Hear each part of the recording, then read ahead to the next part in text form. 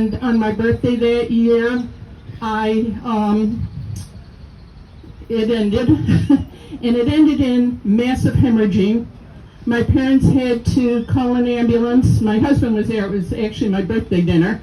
And my husband had to call an ambulance. I was in the hospital 3 days, and I had to have a DNC, etc. It was very traumatic, and that was a very wanted baby. But then I had, luckily, my second pregnancy was a beautiful pregnancy. I was a nervous wreck the entire time, but it was a perfect pregnancy, perfect delivery, and I have 3 beautiful grandchildren from the young woman that I delivered that time. Then, about 6 years later, finally I got pregnant again, and we were thrilled to see that we were going to have twins. Very, very, very happy. My husband was coming down here for a new job. I'd just gotten back from house hunting here and went to my doctor for a checkup, and there was no heartbeat.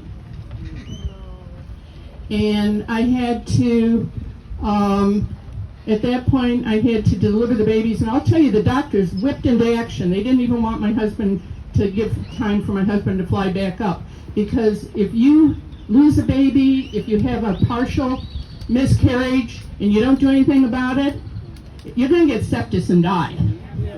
And those doctors whipped into action. My husband got up as fast as he could, and we delivered 2 babies. The babies were perfect, I was perfect, and they think that the placenta failed, which they said is common in multiple births.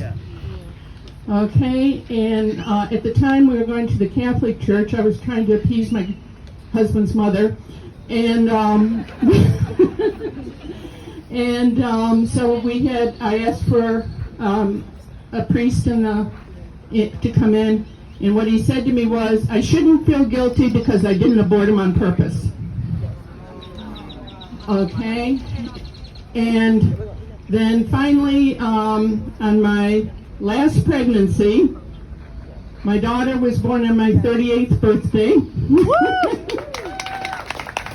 And everything was wonderful, wonderful, wonderful, until I felt really sick one day.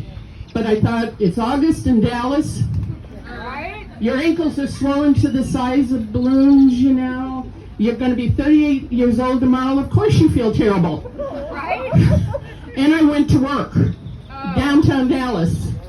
And my friend said, you know, you don't look good, Judy. And I said, yeah, I feel kind of bad. Well, we'll drive you home. No, I'll drive myself home. I almost didn't make it.